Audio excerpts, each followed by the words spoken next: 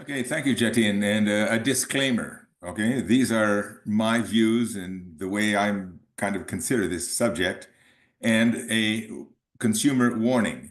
Do not make any investments based upon the things that I'm telling you. Okay, please. All right. So, given that disclaimer, I'll talk a little bit about my view on politics, policy, pipelines, and petroleum, and I was really happy to find a four-word alliteration for a title. All right. Well, the world has changed. I don't have to say that. But in many ways, the world has not changed. Alberta still is a major producer of natural gas and oil, and British Columbia is going to be shipping its first load of liquefied natural gas in the first week of July of 2025 to the Orient, okay, from the new LNG plant in northwestern British Columbia. So where where does our oil and gas come from? Well, you might be surprised. It comes from Alberta and BC and Saskatchewan. That's where it comes from. Where do our exports go? Well, you won't be surprised. They go almost exclusively to the United States, although that is now changing. How do these resources get there? Through pipelines. Are these pipeline factors changing over time? Yes. Is more pipeline capacity needed? It depends to whom you speak. Do we need new pipelines? It depends to whom you speak. Are old projects going to be revived? It depends to whom you speak. So all of these issues depend upon policy and politics. And can you predict the future these days any better than I can? I have no idea where we're going to be 12 months from now. And remember, these kind of projects, pipeline projects, exports, etc., these take a decade. So the oil and gas sector in Canada is obviously concentrated in the Western Canada Sedimentary Basin, which is a resource-rich area. And I used to, when I was 18 years old, I flunked out of university and I went to work as a roughneck on a drilling rig just like this. Okay, so I worked with my hands for a few years and then went back to university to pursue some education when I was about 21. So this is fairly well known to me from the lowest levels and up to the highest levels. I have been an advisor to the Alberta government until I was fired because I was voicing views that were not in accordance with the Alberta Energy Regulator, and they asked the government to please, do not rehire your advisor. So I'm proud of being fired. I think it's the only time I've been fired in my life. So the nice thing about liquid fuels is that they have a very high energy density. That means they have a very high utility and you can transport them. It's extremely mature. We've been using these fuels and this infrastructure, for a century and a half, roughly. The infrastructure is estimated in the trillions of dollars worldwide, maybe more, maybe 10, 20 trillion dollars. It's huge. It is the biggest industry in the world. In Canada, we have a very long history of trade with the United States in this area because the Americans came in to Alberta big time, American companies rather, and they started the industry in Alberta. And there's a wonderful history about that, but I won't go into that. Oil and gas is the major provincial income source for Alberta, Saskatchewan, Newfoundland, and British Columbia. And of course, we have the largest refinery in Canada is actually, believe it or not, in St. John, New Brunswick, larger than our refineries here in Quebec City and in Sarnia. This is, of course, a view of Sarnia, Chemical Valley, as we call it. And in Sarnia, there's over 50 processing and manufacturing plants that are thriving at the end of the Enbridge Line 5 that comes from the Western provinces through the United States. Remember that, through the United States. So you might say, well, why do we need this? Because we have batteries. Well, Maurice, sorry to interrupt. It sounds like you're referring to a presentation. I'm not seeing anything. I don't know if anyone else is. oh, We, I'm sorry. I am referring to a I'm presentation. able to see it. How about Oh, you anyone Yeah, else? are. we're all able to see Oh, it. must just be me. I'm It just seeing the might, gallery. yeah, it might just be in your view options. Apologies. All right. Sorry to interrupt, Maurice. No problem. I just wanted to contrast oil and gas with batteries. And batteries, of course, are going to be, play an absolutely vital role as we electrify, etc. For sure, for sure. So why are liquid fuels still of interest? Well, it's not just fuels. There are other uses, but dominantly it's fuels because it's the fuels that contribute directly to our carbon dioxide in the atmosphere. And furthermore, there remain huge environmental issues with big battery energy storage systems. That's BESS. Uh, Minerals, metals, graphite, supply lines, mines, environmental factors like mining, manufacturing, and recycling. Remember, a battery is a box that contains chemical soup.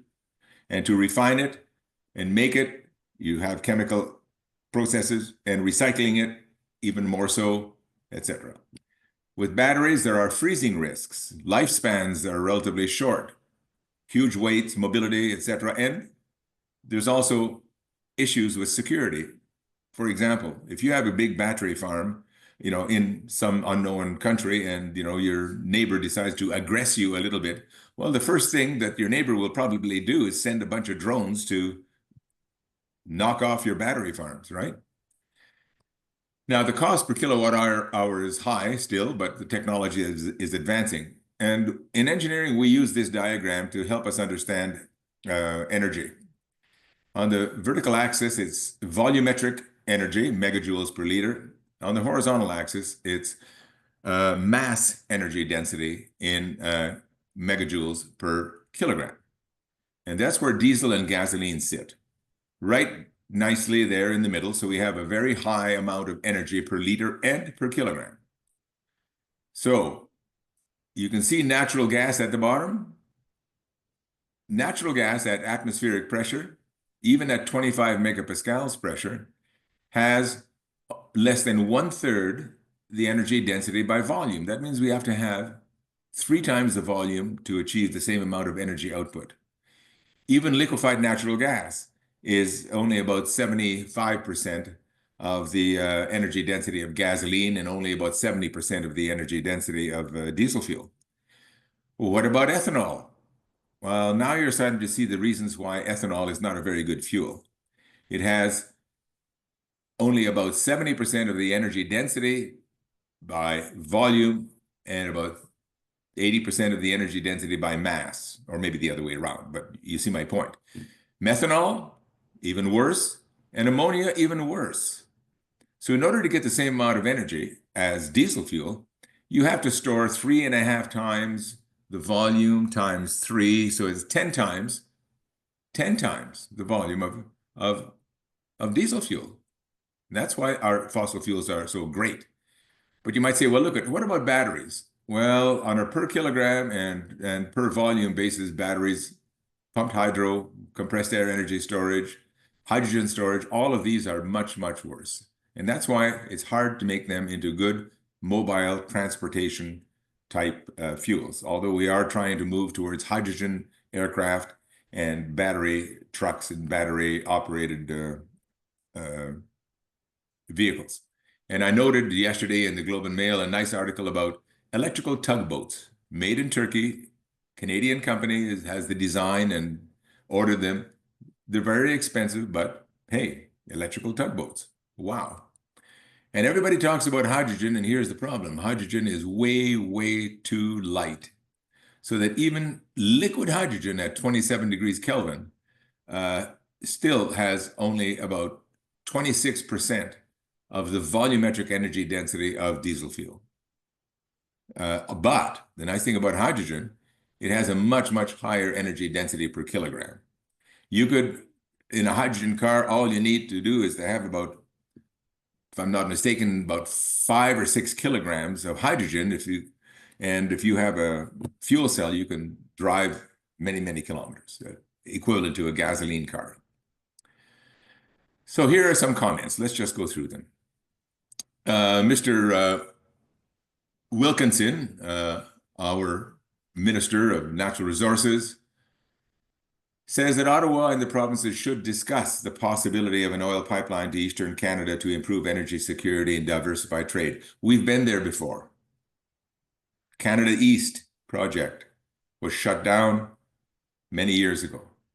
And this statement is a typical statement with words that I don't quite understand. What does energy security mean in this context? Are we talking about the energy security of our maritime provinces or of Quebec or of Europe? And trade diversification, well, I'm old enough to have been hearing those words for 60 years that I can remember. Yeah. So these are kind of like iffy statements. There's no policy in these statements. There's just some vague intent. And that's one of the problems, is that we can speak about vague intent endlessly. So pipelines and petroleum. The Line 5 that comes from the west, it passes through the United States to supply Ontario and part of Quebec's needs. The Maritimes does not get much oil from Canada at all. It gets its oil from other sources. Quebec gets a significant part of its oil from other sources as well.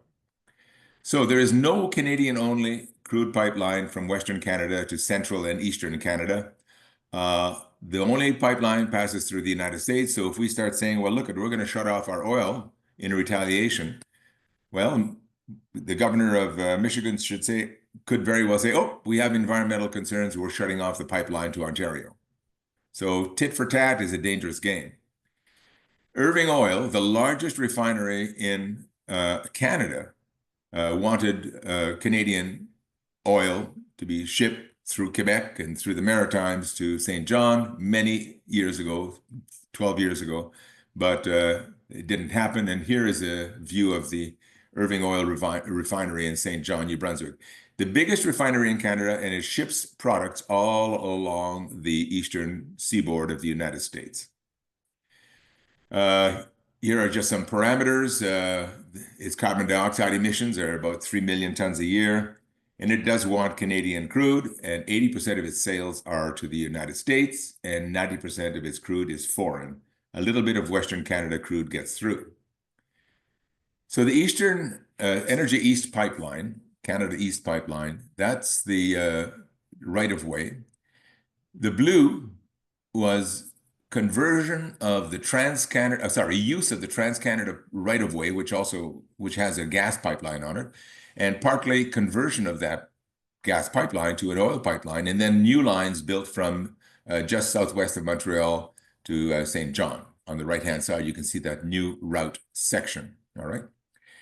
And on the left-hand side, I've listed the major eastern refineries in Lévis, Quebec, Montreal, Quebec, St. John, and there's some other small refinery in Newfoundland as well, and I believe a small refinery in Nova Scotia, but those are the big ones.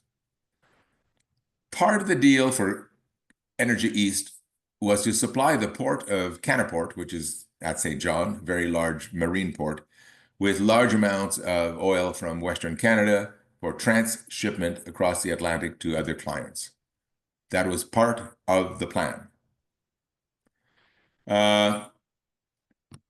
Mr. Houston in Nova Scotia has asked the federal government to immediately renew the Energy East pipeline project. No surprise, the CBC is skeptical. I followed the CBC a lot.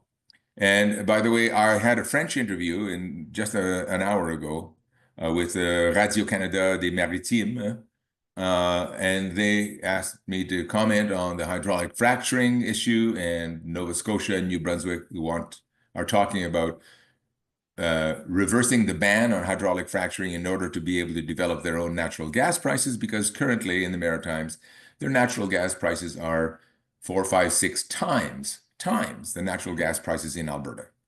So much so that it's a burden on consumers. Well, here is a change of wind. Monsieur Legault in Quebec said that if a pipeline were proposed, his government would consider it. His quote is, "We may change the situation in the future. So if there's social acceptability, we will be open to these kinds of projects." And of course, the debate continues as to what constitutes social acceptability, because there are always very verbal opponents. Look, the proponents of projects have literally billions of dollars behind them. The opponents of projects usually have no dollars behind them, very rarely. So, they have to make up for that lack of financing by being more vocal, more verbal, more in your face, and they do. And politicians in many provinces respond to that very substantially, right? Nova Scotia, New Brunswick, and Newfoundland have all rejected hydraulic fracturing. Quebec prohibited all new oil and gas drilling 3 years ago.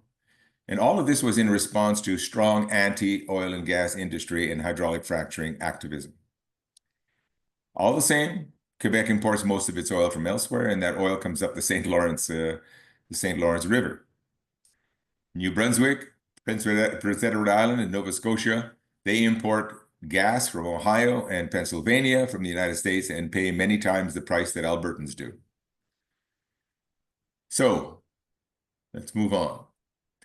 Let's look at an academic opinion. Amy Janswood said it's quite possible there will be no more major pipelines built in Canada. That's true. There's a lot of risk and uncertainty about the future of the oil sands. That's true. And proposing a massive new oil pipeline, she says, doesn't make economic sense given the current context. Industry agrees. Okay, so here's Amy. She's a prof at McGill, and she specializes in pipeline politics. What about Quebec environmentalists? Okay, well, Monsieur Titu, part of an organization that is called Equiterre, which is a French organization, actually, has said that industry is banking on a temporary political or economic crisis. Then to answer it, they're proposing projects that would have permanent consequences. When faced with a crisis, they try to rely on opportunism, and it would be Quebecers who pay in the end. I accept that he doesn't want projects, but I don't know what he means when he says that Quebecers would pay in the end. I don't understand what that means.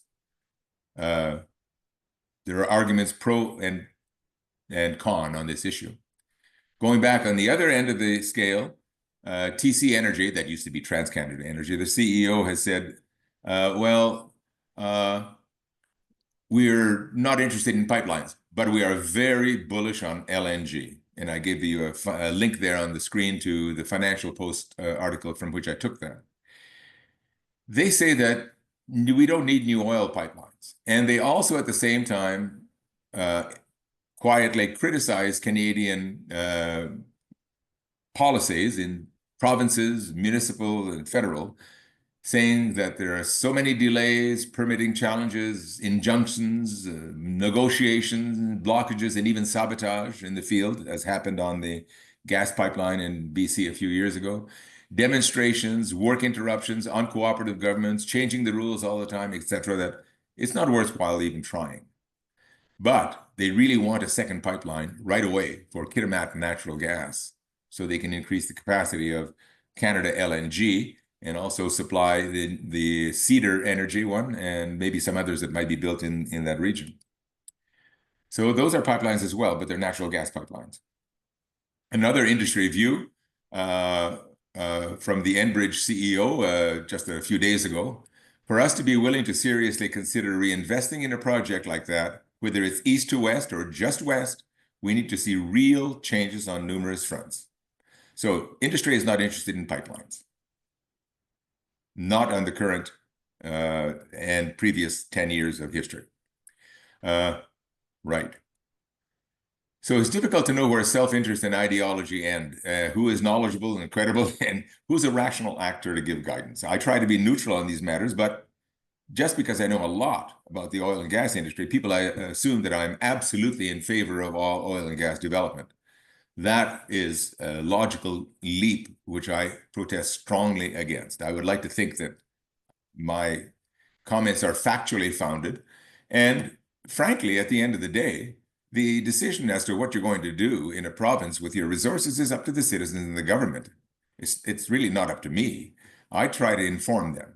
But the moment an expert speaks up, they're denounced as being in the hands of the industry or in the hands of the activists or in the lap of industry, misguided, and anyway, on and on.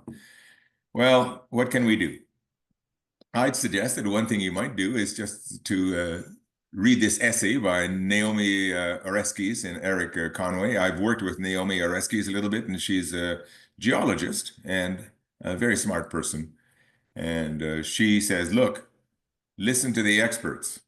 Parse their words, but listen to the experts. Otherwise, we're just going to go down the rat hole. Okay, so Canada East. Why is it so hard to say, well, look, let's just ship more of Canada's heavier crude to Quebec City? Well, that's not so easy because refineries are finely tuned engines. They're optimized for a particular blend of crudes, and it would take, for example, in Quebec City, maybe $1 billion of investment to shift the blend to emphasize massive amounts of Western crude oil. So there is an economic and investment and capital cost barrier to immediate conversion. That can't happen. It takes a lot of time, probably 2 years for a complete conversion of a refinery like the large refinery in Lévis, Quebec. But remember that part of the plan for Canada East was to open up a major export terminal at Canaport, New Brunswick, and to ship hundreds of thousands. But Quebec did say no. They said, we don't want pipelines crossing Quebec. Strange, because it's okay to have tankers coming up the St. Lawrence with foreign oil. And anybody who's done risk analysis of spills and environmental disasters will tell you that tankers are much, much more dangerous overall in terms of consequences and in terms of probabilities than pipelines. But whoever said that it was a decision based upon facts, it's a decision based upon the view of the people of Quebec. And look, if the view of the people of Quebec is that they don't want pipelines, so be it. I'm not going to argue with them because I don't even argue. I have nothing to argue about. That's their decision with their province, their resources. But interestingly, Quebec 3 years ago became the first jurisdiction in the entire world to prohibit further oil and gas development. All right, so here are the pipelines carrying Canadian crude oil. We go into the United States in a number of locations. The British Petroleum, or BP, sorry, the BP refinery in Anacortes in Washington, just south of Vancouver. It's Canadian crude oil that is shipped there through the Trans Mountain Pipeline, and then we have all the pipelines that go down towards Cushing. Cushing in the middle of Oklahoma there is a major, major transit point. Now, if you remember that we were going to have the Keystone Pipeline, right? And that got shut down on day one of the Biden administration. That was one of the first presidential orders that he signed, was no more Keystone Pipeline. Despite the fact that American refineries wanted it, of course. Well, the industry has a lot of what we call workarounds. They've changed some pipelines' directions. They've built a little bit of a new section here and there. And much of the oil that was going to go down the Keystone Pipeline is actually still getting into Oklahoma and Texas through different pathways. And you can see some of the pathways here. But very important, look at the pipelines from main line number 5. They all go into Sarnia, but they all pass through the United States. We do pump, as Canadians, we do pump some oil down line 9 to Montreal. And there are some truckloads of oil that do get to New Brunswick, to St. John Refinery. But if you remember Lac Mégantic, the disaster, and all the people that died from the explosions of oil from a train. That wasn't Western Canada crude, by the way. That was North Dakota crude oil. Very, very light and very flammable oil. But train loads with oil continue to go to New Brunswick. And of course, the danger of train and oil transportation was greatly emphasized by the Lac Mégantic disaster. So, you have to evaluate your risks and choose your risks carefully, depending upon what your desired outcomes are. All right, so yes, that was canceled. By the way, I'm being very politically correct here. If you look at my little flyer here, I say to Cushing, Oklahoma, and to the Gulf of ? I'll let you fill in your preferred name for the Gulf of Cuba. Canada currently, from the oil sands alone, not other conventional production, but just from the oil sands alone, Canada produces 3.4% of the world's oil. But it's a very different production profile compared to a conventional oil field. Oil sands mining is an oil factory. Conventional oil is pumping stuff out of the ground for a limited amount of time. So on the right-hand side, the red curve shows you how a conventional oil field might last for 40 years. It rapidly rises in production. There's a plateau and then a decline and maybe a little bit of rise again as you put in enhanced oil recovery, and then decline and depletion and abandonment. But an oil sands mine is very different. It just seems to grow and grow and grow in capacity and then retains that capacity. Well, we don't have a 50-year history yet, but it retains that capacity indefinitely at levels of maybe 300, 400,000 barrels a day, which remember is about 0.3 or 0.4% of the world's oil. So that's quite a bit. But of course, there's large environmental concerns, CO2 concerns. We need to consume a lot of methane for hydrogenation. We need to consume a lot of methane for steam, to put steam into the ground. And the landscape alteration is quite massive. But I do remind you that even at its maximum, the landscape modification for the oil sands open pit mining would be somewhat less than 1% of Canada's boreal forest. Okay. The Northern Gateway was abandoned in 2016 by the current government. And it's been recently talked about going ahead again, but the truth is that the Trans Mountain Pipeline, which did go ahead, achieved similar goals. So here's the Trans Mountain Pipeline, and it was given permission to twin the pipeline on the right-of-way to increase the amount of oil being shipped to the lower mainland of British Columbia from, I can't remember, 300,000 barrels a day to 875,000 barrels a day. And that is now operating. And Canadian crude oil from Alberta is being shipped across the Pacific and to California by tanker from Burnaby, BC. A couple of weeks ago, the owner of the project, which is the Canadian government, said that plans were recently developed to increase the capacity to 1.2 million barrels a day capacity. Again, I remind you, that's 1.2% of the world's oil. So that's not trivial. All right. In the upper left-hand corner, you see the Coastal GasLink pipeline route that currently ships to Kitimat. And the industry says, can we please double that? We'd like to double that and build more LNG plants. If you look closely at the map of British Columbia and Alberta here, you'll see all of these dotted areas, which are the land claims of First Nations groups. And the shadier areas are the land claims that are claimed by two different First Nations groups. And as many have pointed out, about 108% of the province of BC is subject to traditional native land claims. The Trans Mountain Pipeline is very different location. Okay, it goes down to Vancouver from Edmonton. Now, the Trans Mountain Pipeline, as it exists in front of you, already has excess capacity from Edmonton to Valemount. Valemount is just inside BC there. This excess capacity is in place already.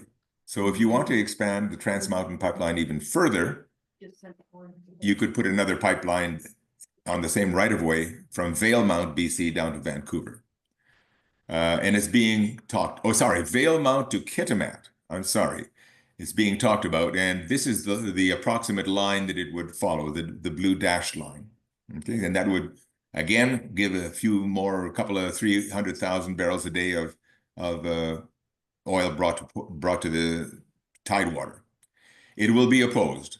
That's a guarantee.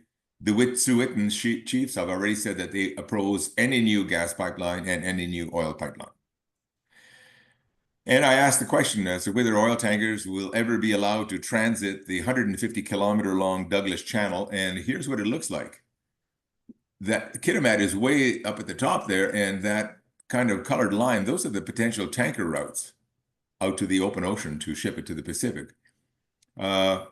Yeah, just saying go ahead is, well.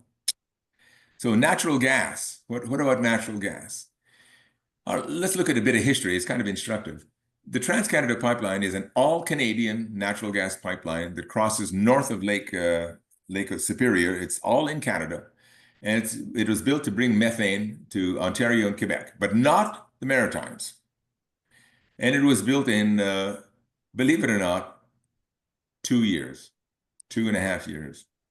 Nowadays, building a pipeline is 10 to 15 years because of a whole bunch of environmental constraints, reports, assessments, negotiations, etc. Originally, the natural gas in Ontario and Quebec for many years was 100% Canadian, but the shale gas revolution about 15 years ago hit Ohio and Pennsylvania. And now most of the Ontario and Quebec and Maritimes gas comes from the United States. And it is what you may wish to call fracked gas. In other words, it's from gas shales that need hydraulic fracturing. The Maritimes import American gas. New Brunswick last week was paying $11.20 a gigajoule. Alberta, $1.80 a gigajoule. That's 8 times. So the Trans-Canada Pipeline now is running only at about 30% capacity because Ontario and Quebec are buying their gas from the United States as well. More and more. So that's the Trans-Canada gas pipeline that you can see there, and the shaded part there in the up towards Chicoutimi in the province of Quebec. That was the proposed pipeline to create an LNG terminal in Chicoutimi to ship liquefied natural gas to Europe 10 years ago, 8 years ago, but nothing is being permitted or proposed or advanced yet. And in 1955, the Trans-Canada Pipeline proposal caused political chaos in Ottawa. The Liberals promised funding of this national option. The Conservatives opposed it, and that led to the very famous pipeline debate, maybe the most important political development of the 1950s. All kinds of stock trading scandals. The mayor of Sudbury, I believe, was jailed. Ontario cabinet ministers resigned, and many smaller actors had their reputations hurt by their greed. Okay, and maybe the pipeline debate and the Trans-Canada Pipeline was one of the major reasons and the scandals that John Diefenbaker defeated the Liberal government in 1957, and of course brought forth the idea of Western grievances to Ottawa. Well, there's a lot of echoes of that going on right now, and I point out that somebody once said, history never repeats itself, but it often rhymes. So where are we in natural gas? We have many, many centuries of methane available to us in Canada. Centuries, we're not talking decades, we're talking 600 years, 500 years. It's mainly in BC, Alberta, and the Northwest Territories, but Quebec and New Brunswick, for example, have significant methane resources that they have chosen not to develop. Is there a large export potential? Yes. The German Chancellor asked Canada for, please help us by shipping us methane by whatever way you can. And the federal government said, no, we're not interested, but we can discuss a green hydrogen industry. And that's where we are right now. So what will be the impact on Canada of the new regimes in Germany? in Canada, in Europe, in the United States? I have no idea. So all I'm saying is it's going to be a roller coaster. Hold on.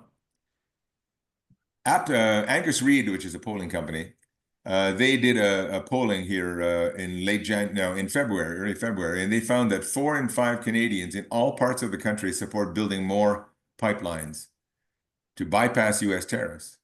Even in Quebec, 74% of the people agreed very strongly. And of course, 89% in Alberta. So there seems to be a very different wind that is blowing across Canada right now. It is suddenly shifted from being an anti-oil and gas wind in most provinces to a pro-oil and gas wind. And remember, the oil industry, with all of its refining, sales, marketing, drilling, production, the oil industry in Canada is 2.5 times larger than the second largest industrial sector in Canada, which is banking. It is the big elephant in our economic room in Canada. So I leave you with some questions. If the United States is going to be abandoning its environmental issues and carbon dioxide, is it appropriate that we put a border adjustment carbon tax? Please discuss. Should Canada strongly suppress oil and gas production of all kinds? There's a very strong anti-oil and gas lobby in Canada, not in Alberta, of course. Please discuss. Should more crude pipelines be built with 100% Canadian right-of-way? Industry says things have to change before that happens. Please discuss. Should the status of American oil and gas companies in Canada be redefined? Remember, it's not us that is tearing up the treaties. It is another country that is tearing up the treaties. If oil is still needed in the world, this is what many people in the industry say, why shouldn't it be Canadian oil and LNG? Why not? And even if oil as a fuel is a sunset industry, why should we not profit as Canadians while oil is being used as a fuel? We accept, then the industry says, we accept that oil will no longer be a fuel in 20, 30 years. But during that time, why should not we as Canadians profit from it? Okay. How much are climate change issues worth? To ourselves, to others? And Canada, as you know, is a leader in this regard. And should Canada continue to be the Boy Scout? Does electrical energy fit into this picture? For example, we have huge electrical energy production in Quebec, but New Brunswick, Nova Scotia, still burn a huge amount of coal. There's huge amounts of electrical energy in Manitoba that is shipped off to Minneapolis and St. Paul, but Saskatchewan next door still burns coal. And they can't seem to come up with an agreement to get Manitoba electricity into Saskatchewan. Anyway, and here's the ultimate caveat. The more I study this, the older I get, the less I seem to know about these things. As one philosopher said, the certainty of youth is gradually left behind. Well, I lost my certainty a long time ago. Thanks.